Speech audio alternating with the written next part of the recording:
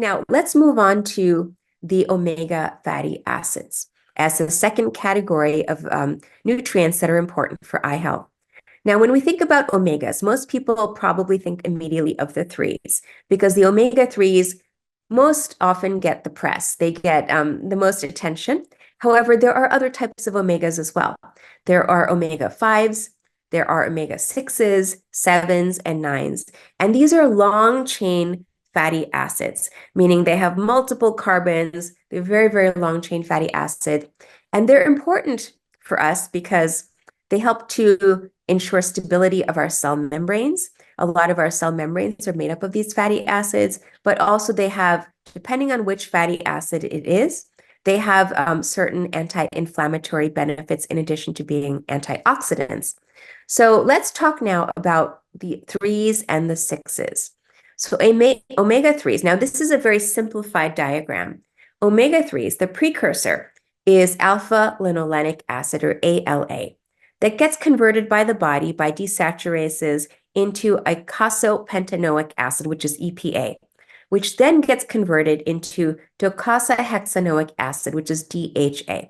So there is a chain of events whereby the precursor ALA can get converted into EPA and DHA. And there are intermediate areas along the way as well. There's another one called SDA, which is stearidonic acid, which we're learning is also very, very important as an omega-3, very, very potent as an antioxidant and anti-inflammatory nutrient. But we'll leave that for another time. But in general, the omega-3s tend to be, their byproducts tend to be molecules that help to resolve inflammation, including resolvins and protectins. So omega-3s we typically think of as the quote-unquote good long-chain fatty acids. Omega-6s, on the other hand, the precursor is linoleic acid, or LA. Again, not to be confused with alpha-linolenic acid, but LA versus ALA. And linolenic acid typically gets converted by certain enzymes into arachidonic acid. If there's too much linoleic acid, it will get converted into arachidonic acid. And unfortunately, arachidonic acid leads us down a pro-inflammatory pathway. And its byproducts tend to be very, very pro-inflammatory. For example, eicosanoids, prostaglandins, leukotrienes, and thromboxanes. These are various small compounds in our blood that can help to promote inflammation and promote clotting even. So the goal here is to make sure, now we need both. We need both omega-3s and we need omega-6s because our bodies cannot make either of these long-chain fatty acids. However, what's important here is the balance between the two. Excuse me just one moment. So you may have heard of this before, the ratio of omega-6s to omega-3s. And we want to have a good ratio, meaning a ratio in which the diet is relatively high in omega-6 and low in relatively high in omega-3 and low in omega-6, because that will help to keep the body's balance towards an anti-inflammatory path. Versus if we have a diet that's high in omega-6 and low in omega-3, that will increase our risk of inflammation and chronic disease. And this has been well studied, well documented. So the ratio is what's important. It's not that we should be eliminating all omega-6s. Absolutely not, because they are essential for the body, for our structural cell membrane integrity. But we need to think about the ratio. By the way, just another fun fact here. In terms of DHA, which is docosahexaenoic acid, this long-chain fatty acid, which is an omega-3, happens to be, in terms of its concentration, very concentrated in the retina. So the retinal photoreceptors actually have the highest concentration of DHA in the entire body, even higher than what's found in the brain. So we absolutely need DHA for structural health in the retina, in our photoreceptor cells. The photoreceptors are the cells that capture light energy and then send that electrical signal through the optic nerve to the brain. So again, very, very important. And also beyond that, we know that this particular omega-3 has many other health benefits, cardiometabolic health benefits, neurologic benefits, mental health benefits, and even migraine benefits. So it's a really, really important nutrient to have in one's diet. Now, what does the research show when it comes to omegas and eye health? Well, this is the first study or first major study that really looked at the benefit or potential benefit of omega-3s for a particular condition, an eye condition known as dry eye, in which the surface of the eye, the tears evaporate, and then the surface dries out. So this study it came from the Women's Health Initiative, which was done in the 1980s to 1990s. And this study included over 32,000 women, many of whom happened to be in the healthcare field, many of whom were nurses, between the ages of 45 to 84. And in this study, these individuals were followed out over time. And of those 32,000 or so, about 1,500 had dry eye. And so the investigators looked at what did their dietary intake of omegas look like.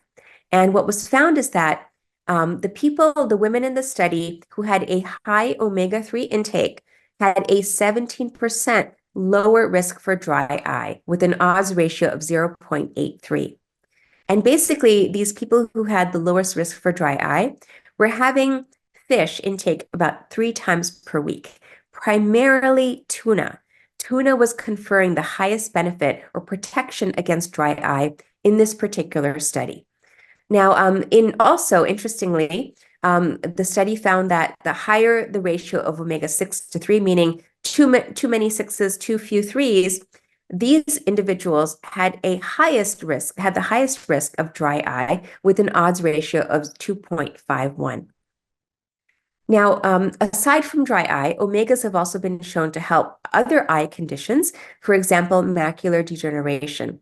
And so this study was published in 2008, looking at dietary omega-3 intake and fish intake in the primary prevention of macular degeneration. And so this study was a meta-analysis. It took 9 other studies that had been previously published, kind of pulled together all that data, and then found some conclusions. And what they found was that over about almost 89,000 people studied in these 9 studies, the people who had a higher dietary intake of omega-3 had a 38% reduction in their risk for late dry macular degeneration. And in this study, they found that people who had fish intake about at least twice a week had a reduced risk of macular degeneration as well, specifically late macular degeneration. So in summary, when we're talking about the omegas and eye health, again, it's really important to have a good ratio of 6 to 3. Most researchers believe that the ratio should be about 4 to 1. So for every 4 omega-6 intake, you want to have 1 of 3 4 to 1 ratio of 6 to 3. And unfortunately, most people who are on a Western diet have a much higher ratio.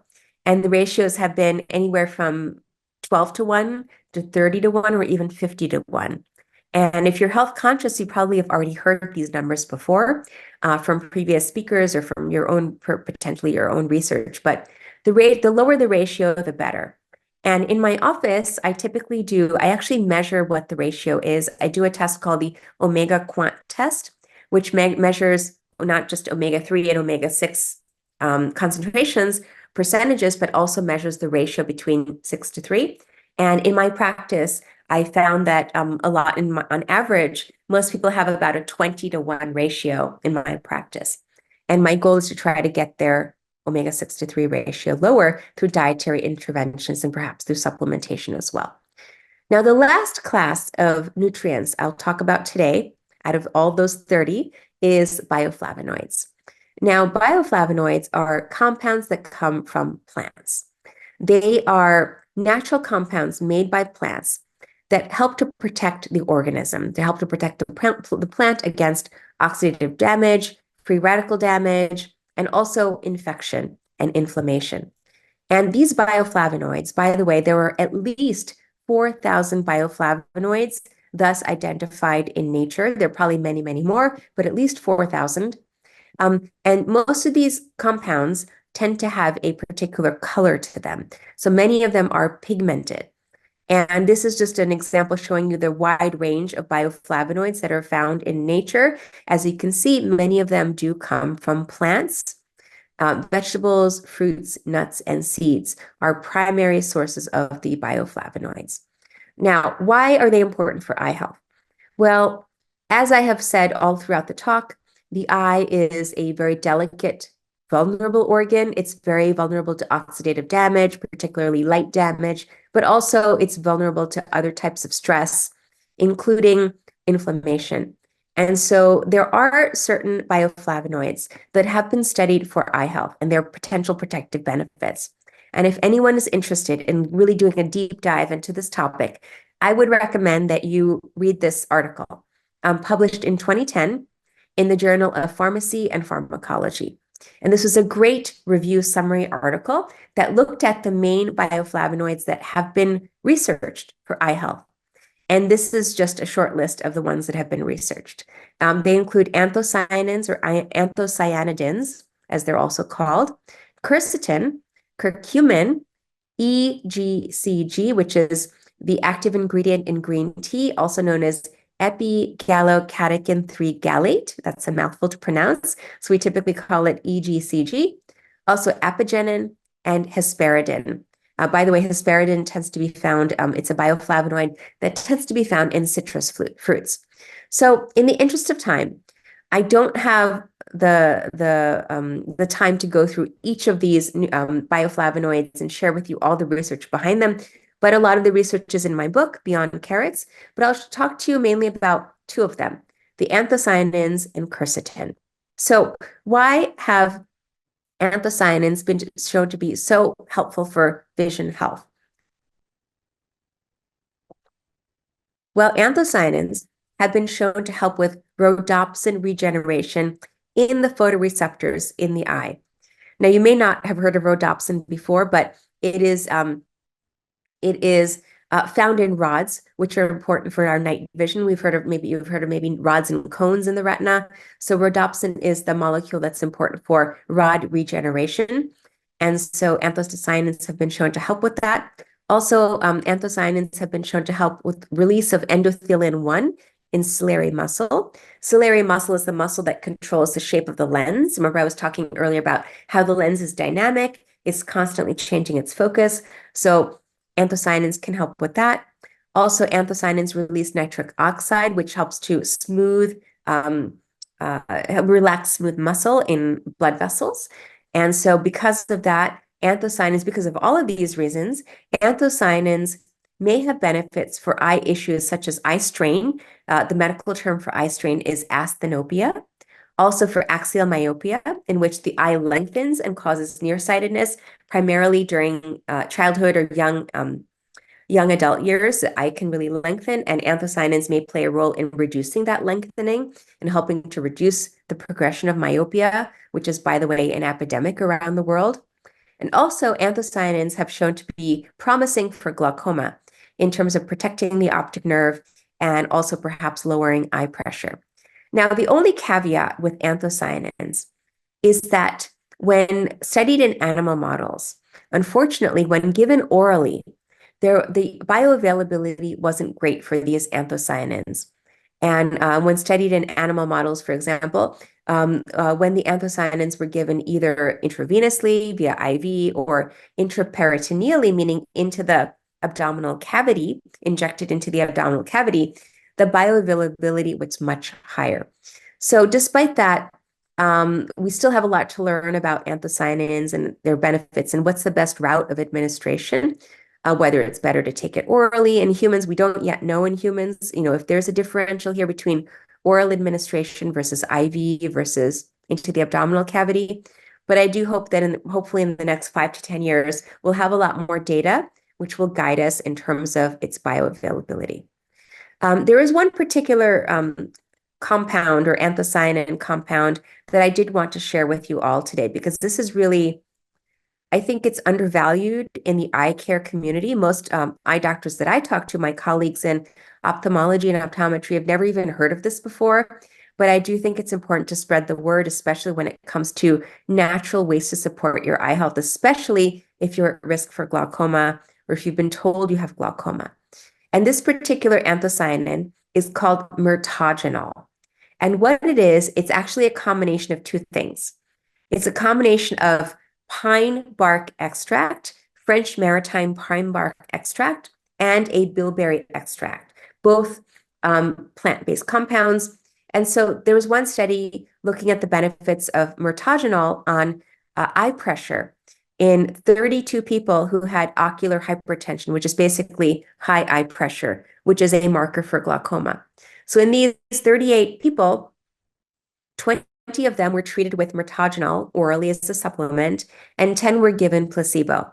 And what the researchers found was that the people who received the mirtogenol had a 3-point decrease in their eye pressure and also improved ocular blood flow on Doppler studies. So basically, not only did their eye pressure go down, which is about the same amount of decrease we see in a lot of glaucoma medications on the market, or even glaucoma surgeries. The typical target with a surgery or medication can be about 3 points or so. And so this particular natural compound did reach that same therapeutic benefit of a 3-point reduction in eye pressure.